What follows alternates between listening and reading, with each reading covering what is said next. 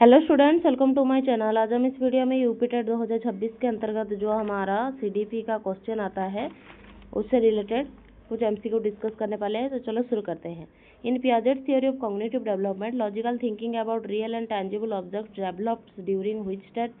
पियाजे के संज्ञानात्मक विकास सिद्धांत के अनुसार वास्तविक एवं ठोस वस्तुओं के बारे में तार्किक सोच किस अवस्था में विकसित होती है? सेंसरी मोटर स्टेज में, या प्री ऑपरेशनल स्टेज में, या कॉन्क्रीट ऑपरेशनल स्टेज में, या फॉर्मल ऑपरेशनल स्टेज में। पियाजे के हिसाब से कब बच्चा ये चीज़ों के बारे में लॉजिक लगाकर सोचता है? किस अवस्था में? कॉन्क्रीट ऑपरेशनल स्टेज में, मूर्त संक्रियात्मक अवस्था में। इस टाइम पर क्या होता है? इस अवस्था में बच्चा क्या करता है? कंजर्वेशन, क्लासिफिकेशन और सीरिएशन भी करना सीख जाता है। ये सब कौन से स्टेज में होता है? कॉन्क्रीट ऑपरेशनल स्टेज में। ऑप्शन सी होगा correct. Question number 2, the learning principle known as trial and error was proposed by which psychologist. प्रयास और त्रुटि के रूप में प्रसिद्ध अधिगम सिद्धांत किस मनोवैज्ञानिक द्वारा प्रतिपादित किया गया था? ये थ्रोनडाइक के द्वारा किया गया था। किसके द्वारा? थ्रोनडाइक। क्यों? थ्रोनडाइक ने एक बिल्ली को लिया था और बिल्ली को क्या कर दिया था? वो एक पजल बॉक्स में बंद कर दिया था, और तो बिल्ली क्या कर रहा था? ट्रायल कर रहा था, प्रयास कर रहा था, फिर से त्रुटि हो रही थी, उसे वो सीख रहा था। सही प्रक्रिया मिलने पर सीखना मजबूत होता है, जैसे लॉ ऑफ इफेक्ट। जैसे अगर हम हमारे त्रुटि से ही सीखते हैं, पहले हम गलती करते हैं, फिर गलती करके फिर से प्रयास करते हैं, फिर से सीखते हैं, तो ये है ट्रायल एंड एरर। इसे किसने प्रतिपादित किया है? थ्रोनडाइक ने। ऑप्शन बी करेक्ट होगा। Dyslexia mainly affect a child's ability to perform which academic skill. जो डिसलेक्सिया है वो मुख्य रूप से कौन से कारक को प्रभावित करता है? Dyslexia, mental functioning, reading ability. हाँ, पढ़ने में विकार। जब बच्चा क्या करता है? पढ़ना गलत करता है या अच्छे से पढ़ नहीं पाता। जैसे कि गॉड है, गॉड को वो क्या पढ़ देता है? वो डॉग पढ़ लेता है। और सो है अगर, और वो वाज पढ़ लेता है, तो उसे रीडिंग करने में दिक्कत आ रही है, उसे डिसलेक्सिया बोलते हैं। तो ऑप्शन बी होगा करेक्ट, रीडिंग एबिलिटी, डिसेबिलिटी। 3 का ऑप्शन बी करेक्ट है। 4 देखते हैं। Which psychologist introduced the theory that emphasises the role of social interaction in cognitive development. किस मनोवैज्ञानिक ने ऐसा सिद्धांत प्रस्तुत किया जिसमें संज्ञानात्मक विकास में सामाजिक अंतःक्रिया की महत्वपूर्ण भूमिका बनाई गई है? किसने किया है? समाज को, कि बच्चा क्या करता है ना, समाज से ही अच्छे से सीखता है। अगर वो समाज से रिलेटेड रहेगा तो अच्छे से सीख पाएगा सारा चीज़। तो समाज को किसने ज़्यादा इम्पोर्टेंस दिया है? वाइगोस्की ने। इसने वाइगोस्की ने, ले वाइगोस्की। ऑप्शन ए करेक्ट होगा। 5, IQ concept intelligent question was first given by whom. ये जो आईक्यू कॉन्सेप्ट ऑफ इंटेलिजेंस है, ये किसके द्वारा प्रतिपादित किया गया है? ये किसने दिया है? ये दिया है स्टोर्न ने, जो कि उन्होंने एक फॉर्मूला लिखा था आईक्यू का फॉर्मूला, जो कि mental as divide by chronological age into 100, ये उनका फॉर्मूला था। तो ये किसके द्वारा दिया गया है? स्टोर्न के द्वारा। ऑप्शन बी करेक्ट है। Which of the following is a primary law of learning.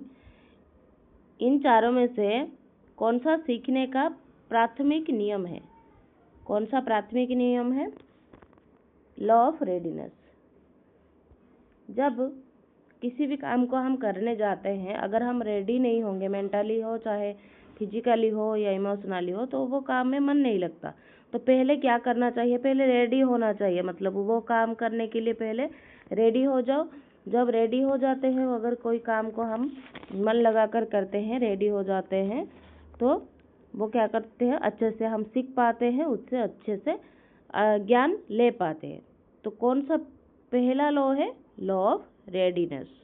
Option B correct है।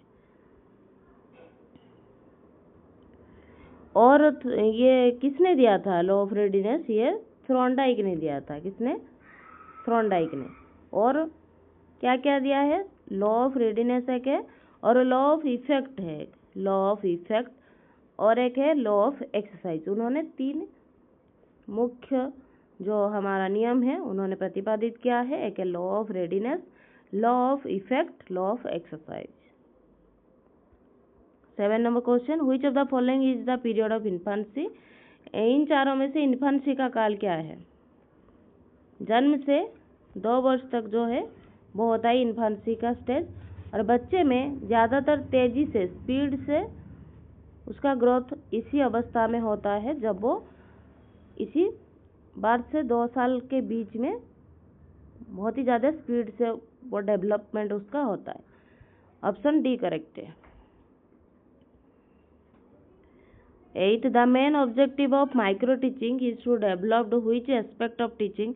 माइक्रो टीचिंग का मुख्य उद्देश्य शिक्षण के किस पक्ष का विकास करना है। ये किसका विकास करना है, टीचिंग स्किल का, इसका टीचिंग स्किल का विकास करना है। ऑप्शन सी करेक्ट होगा। Who gave moral development theory. Moral development या नैतिक विकास का सिद्धांत किसने दिया है, ये कोहेलबर्ग ने दिया है। किसने, कोहेलबर्ग ने दिया है, जो कि 8 स्टेजेस उसने दिए हैं नैतिक विकास का। नहीं 8 नहीं 3, कितना है 3 स्टेजेस दिए हैं कोहेलबर्ग ने moral development theory. 10 number question, who is related to operant conditioning theory. जो क्रिया प्रसूति अनुबंधन सिद्धांत से कौन जुड़े हुए हैं, स्किनर। ऑपरेंट कंडीशनिंग से कौन जुड़े हैं, स्किनर, जो कि मानते हैं कि दंड या पनिशमेंट और रिवार्ड से क्या करता है, बच्चा अच्छे से सीख पाता है। ऑप्शन सी होगा correct. Which psychologist described adolescence as a period of storm and stress. किस मनोवैज्ञानिक ने किशोरावस्था को तूफान और तनाव की अवस्था बताया है। ये जो एडोलेसेंस का टाइम है, बच्चे क्या करते हैं, ज़्यादातर यंग बच्चे जो हैं बहुत ही ज़्यादा स्ट्रेस लेते हैं। कोई काम अगर उनसे छूट जाए, अगर काम अगर हो नहीं पाता है तो बहुत वो स्ट्रेस हो जाते हैं, स्ट्रेस्ड फील करते हैं। तो इसीलिए एडोलेसेंस को स्ट्रॉम एंड स्ट्रेस का पीरियड भी बोला जाता है। ये किसने बोला है, ये स्टैनली हॉल ने बोला है। ऑप्शन डी करेक्ट होगा। In an inclusive classroom the teacher mainly acts as.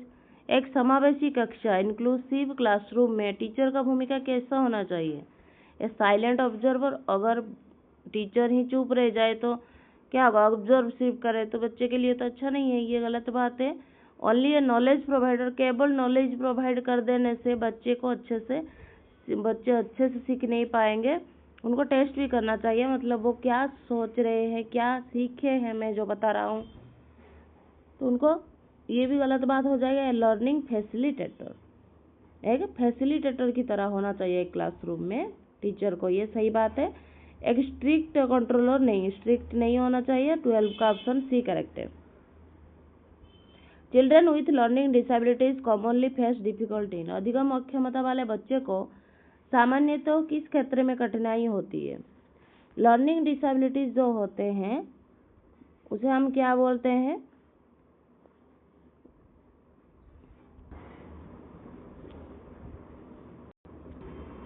Body height, genetic structure या स्कॉलास्टिक परफॉर्मेंस या फिजिकल डेवलपमेंट। उन्हें कौन से क्षेत्र में डिफिकल्टी होती है, स्कॉलास्टिक परफॉर्मेंस में। ऑप्शन सी करेक्ट होगा। The theory proposed by Gardner focuses on. Gardner कौन से थ्योरी में फोकस करते हैं, गार्डनर जो है वो मल्टीपल इंटेलिजेंस थ्योरी उनके द्वारा प्रतिपादित किया गया है। वो 8 स्टेजेस दिए हैं। कितने स्टेजेस, 8 स्टेजेस होते हैं। According to Maslow's hierarchy of needs the most basic level of human needs is. Maslow के आवश्यकता पदानुक्रम के अनुसार मानव की सबसे मूलभूमि आवश्यकता कौन सी है, फिजियोलॉजिकल नीड्स। क्या है, फिजियोलॉजिकल नीड्स। जबकि भोजन और पानी जैसी बुनियादी जीवित रहने के लिए हमें ज़रूरत है पानी और भोजन। तो उन्होंने क्या कहा है, फिजियोलॉजिकल नीड ही सबसे ज़्यादा important. Last question, who introduce the project method in the field of education. Project method किसके द्वारा इंट्रोड्यूस किया गया है, Kilpatrick. Based on John Dewey philosophy, लेकिन किलपार्टिक ने डेवलप्ड किया है इसे। ऑप्शन सी होगा करेक्ट। हमने टोटल 16 क्वेश्चन डिस्कस किया है। 16 में से आपका कितना करेक्ट हो रहा है मुझे कमेंट बॉक्स में ज़रूर बताना। Thank you students, keep studying.